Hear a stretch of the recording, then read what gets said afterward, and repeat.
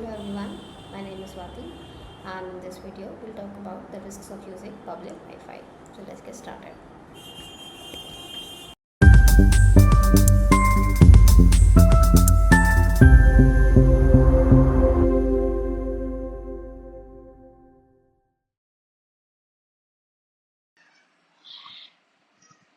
So whenever we think of public Wi-Fi, we think about cafes, we think about restaurants, we think about airports, etc., where the public Wi-Fi is available and everyone can connect to it. Sometimes it's password protected, sometimes it's not. Then the places which is being password protected, the password is freely available and anyone can log into it. But this becomes a soft target for hackers because they can also log into the same network and can access all kinds of data that you can imagine, and those devices who are connected to the public Wi-Fi become soft target for hackers, and because the legitimate users as well as the illegitimate users are both on the same network and using that Wi-Fi, that a person can breach the network and can also access various devices onto it by checking various open ports and all. And if you're in a home network or if you're in a corporate network, then you can monitor what devices and what kind of IP addresses are being sent out. But in the public Wi-Fi, you cannot exactly monitor what happens behind the hood. So, if you are in a public place, then it becomes quite risky. Why? Let's say that this is a router and it has all these four devices connected to it.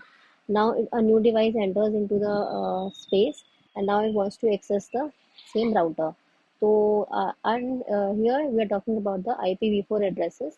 So this device, the fifth device, will have a MAC address of its own. MAC address is a physical address that is permanent, and you can check by going to settings and into network, and you can check the public address. Sometimes it's also called as the hardware address or the physical address of the device.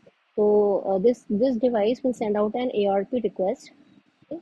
And that ARP request will then be sent out to this router, and this will enclose the MAC address of the device. This ARP request will be seen by this router, and this router, if this router has to be a DHCP server to check out whether the incoming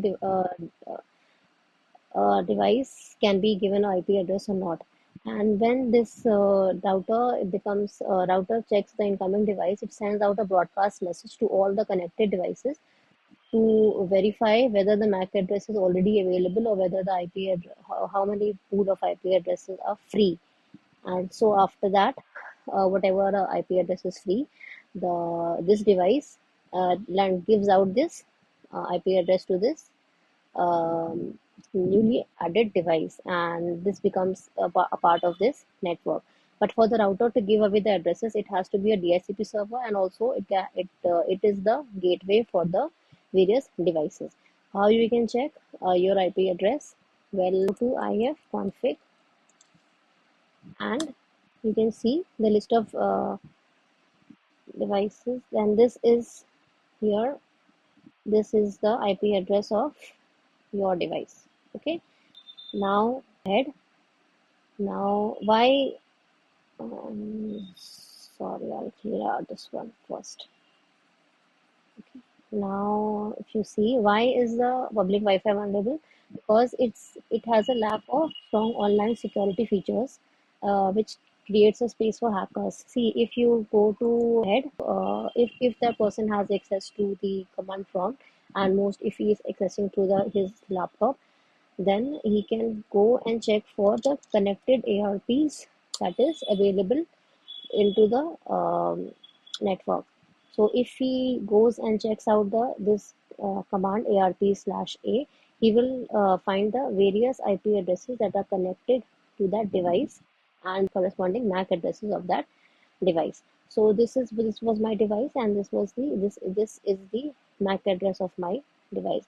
So he can check all these, and in this way he'll know how many devices are connected to that network on a particular time, and it becomes easy for him to know how many of them are free and how many of them are engaged. Most of them are open and unencrypted.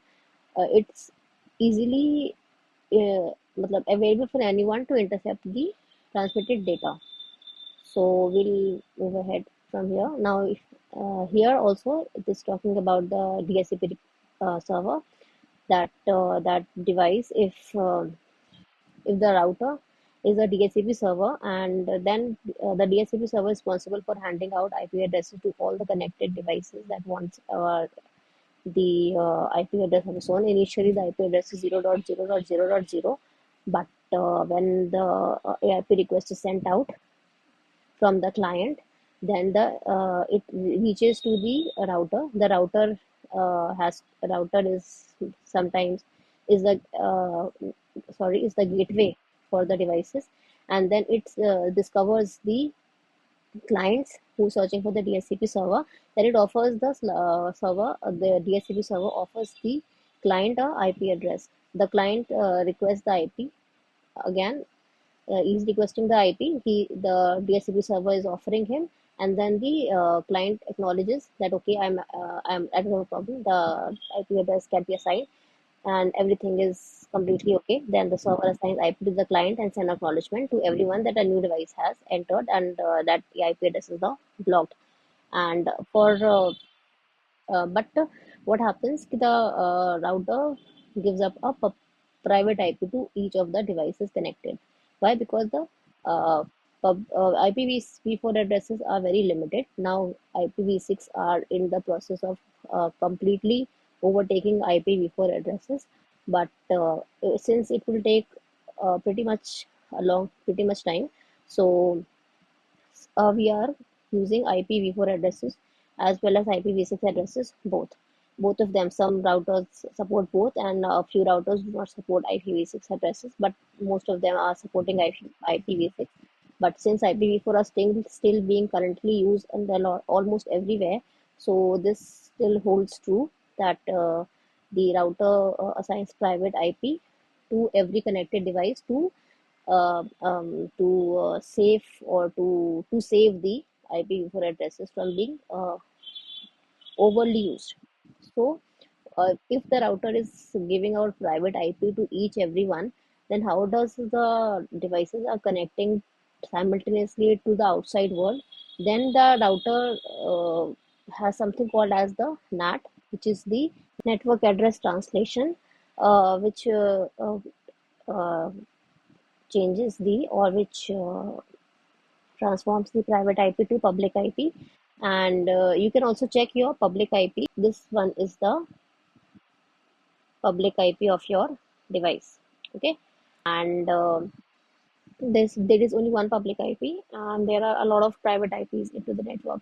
So all of the devices connected have a private IP. There's one public IP, and that person can check the public IP, and then the illegitimate user can check the public IP and the open ports. How? Okay, so what are the common threats associated with public Wi-Fi network? The common threats associated are there is a man-in-the-middle attack. That is, if you log in to the Wi-Fi hotspot, so you can find that some attacker can be there who can get hold of your passwords, your emails, or even a banking account in a trick known as man-in-the-middle attack. So sometimes you may not know whether the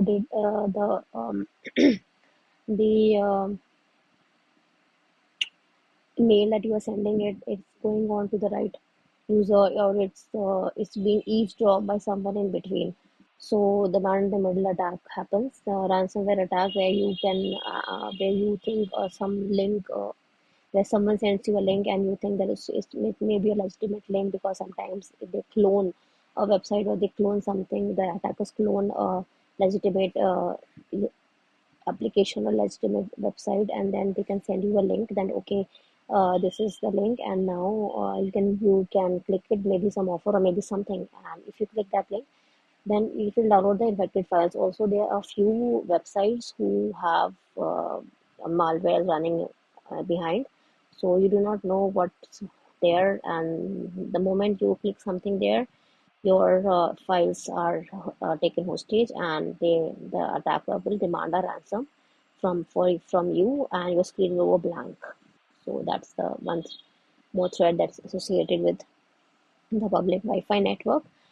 They can be fake access points, such as you may think that there is a legitimate Wi-Fi network. They may be a Wi-Fi network, uh, the two network with the same name, and you may think that okay, this must be this must be the one that I want to access to, and it may look genuine, but they will steal your data. And all the Wi-Fi networks, if they have DNS enabled, and if they save logs, then they can check that what is the how many users are connected to my Wi-Fi, and what are the sites that they are accessing, and it will save all the logs from all the users, and they'll easily check which site have they gone to and what have they done on that site.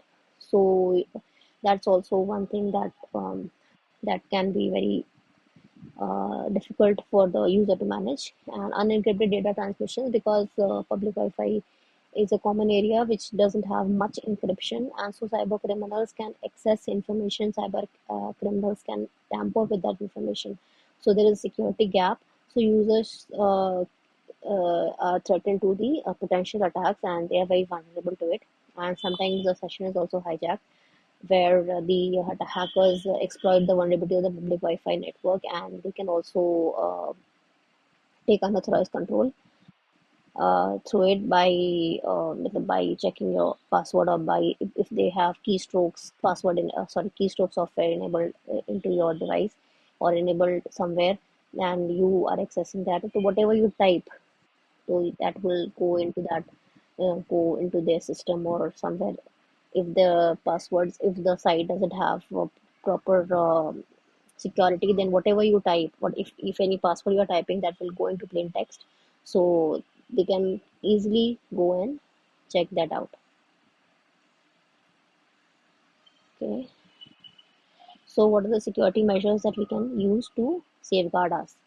So essential security measures for public Wi-Fi users are they should use a VPN. VPN such as a virtual private network, which will encrypt your net internet traffic. It will change your IP address, as well as it will change the location from where you are accessing your device. So it will there since the device will have a different IP address, will have a different location. So it will encrypt. It will also encrypt your internet traffic, because it's a safe way to access the data. Even though if you think that you will go incognito, and then you can delete the everything that you have seen, then it will be deleted from the device, but it will still be there on the router logs. If the logs are enabled, and if the logs are being saved, then it will be there in the logs. So it doesn't make any kind of security. So the VPN is a better way to make the whatever you do, the traffic unreadable by hackers. So your online activities remain private. And also to two-factor authentication, where a layer of security is added to your added just like a layer of security is added to the bank account. So a layer of security should be added to the device, so that the whatever you do, you get a code sent to your device. Okay, you are accessing this. You please enter the code that we have sent on your device, so that the hacker cannot access things on your behalf. Okay.